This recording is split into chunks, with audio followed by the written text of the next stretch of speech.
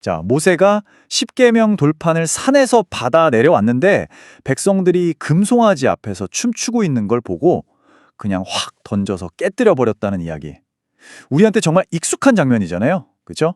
오늘은 바로 이 익숙한 이야기, 그 속에 숨겨진 진짜 의미를 한번 파헤쳐 보려고 합니다. 보통은 모세가 진짜 화가 많이 났구나. 오죽했으면 하나님이 주신 돌판을 던졌을까? 이렇게 생각하잖아요. 근데요, 만약에 그게 그냥 홧김에 한 행동이 아니라 정말 치밀하게 계획된 백성을 살리기 위한 사랑의 행동이었다면 어떠세요? 벌 주려고 깬 게 아니라 살리려고 깼다는 거죠. 이게 도대체 무슨 말일까요? 자, 첫 번째 파트, 심판의 돌판입니다. 이 이야기의 진짜 의미를 알려면요, 이 돌판이 대체 뭐였는지부터 제대로 알아야 해요. 이게 그냥 십계명이라고 적힌 돌멩이가 아니었거든요. 모세가 산에서 내려와서 본 장면이 정말 끔찍했죠. 백성들이 하나님은 까맣게 있고 자기들끼리 금송아지를 만들어 놓고는 그 앞에서 먹고 마시고 뛰놀고 있었던 거예요. 이건 그냥 단순한 실수가 아니라 하나님과의 약속을 정면으로 깨버린 완전한 배신행위였던 거죠. 여기서 제일 중요한 포인트가 바로 이겁니다. 이 돌판이 그냥 돌판이 아니라 하나님의 친필이었다는 거. 이게 무슨 뜻이냐면요, 하나님이 직접 손으로 쓰셨다는 건 그 돌판 자체가 하나님의 거룩함, 그분의 존재 자체를 담고 있었다는 의미예요. 그냥 규칙 몇 개 적어준 게 아니라 이스라엘과 맺은 언약의 증표, 바로 그 계약서 원본이었던 셈이죠. 자, 여기서 이제 문제가 생기는 겁니다. 생각해 보세요. 하나님의 거룩함 그 자체인 이 언약의 돌판이 지금 막 언약을 깨고 배신한 백성들 앞에 딱 나타나면 어떻게 될까요? 그 순간 이 돌판은 축복의 상징이 아니라 백성들을 그 자리에서 즉시 심판해버리는 무시무시한 심판의 칼이 되어버리는 거예요. 모세가 얼마나 절체절명의 위기에 빠졌는지 이 표를 보면 딱 이해가 됩니다.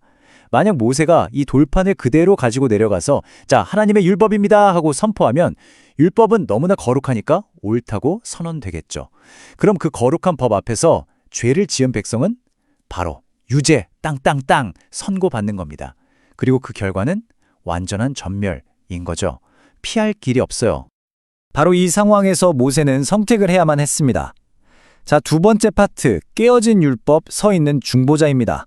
여기서부터 모세의 행동이 왜 단순한 분노가 아니라 백성을 살리기 위한 위대한 중보 행위였는지를 살펴보겠습니다. 모세는 이걸 본 거예요. 이 돌판을 그대로 가져가면 우리 백성은 그냥 다 죽는구나. 이건 그냥 법 조항이 아니라 지금 이들에게는 사형 선고문이구나. 이걸 정확히 깨달은 거죠. 그래서 그는 충동적으로 화를 낸 게 아니라 아주 의도적인 선택을 하게 됩니다. 그의 행동을 한번 3단계로 나눠볼까요? 첫째, 이대로 두면 백성이 심판받을 수밖에 없다는 걸 정확하게 꿰뚫어 봅니다. 둘째, 그 심판이 백성에게 닿기 전에 자기가 중간에 딱 가로채는 거죠. 그리고 마지막 셋째, 그 돌판을 깨트려 버려요. 이게 뭐냐면 마치 왕이 보낸 사형 선고문을 사신 앞에서 찢어버리는 것과 같은 행동이에요. 그 심판의 결과를 자기가 대신 감당하겠다는 겁니다.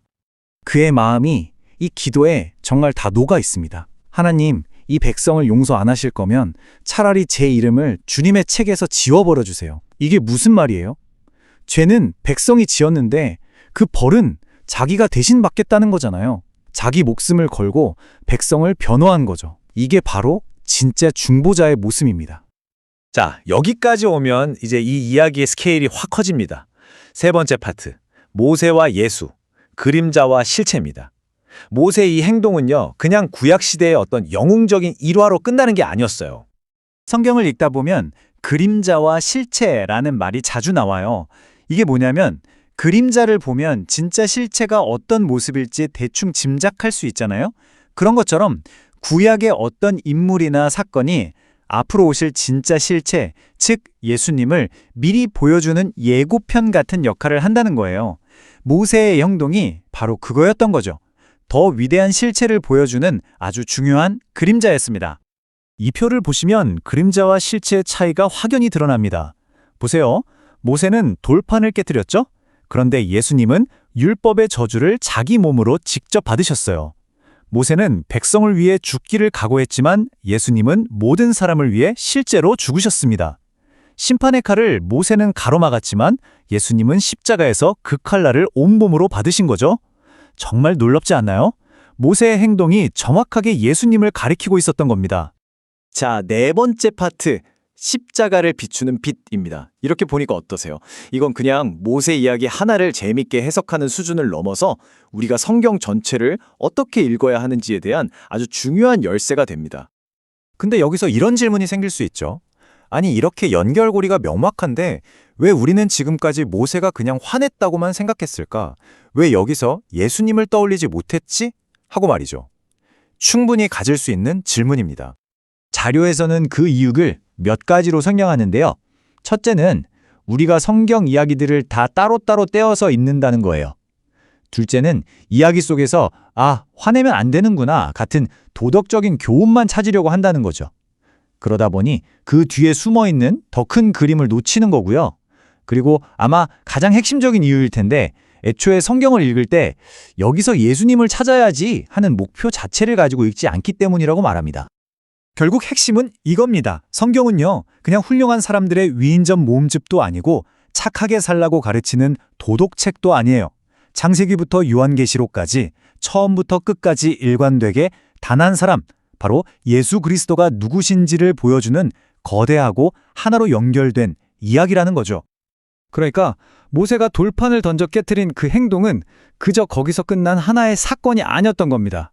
그건 마치 수천 년이라는 시간을 뚫고 저 멀리 있는 십자가를 향해 환하게 비추는 강력한 스포트라이트와 같았던 거죠. 자, 오늘 이 이야기를 듣고 나니 여러분에게 모세의 깨어진 돌파는 이제 어떤 의미로 다가오시나요?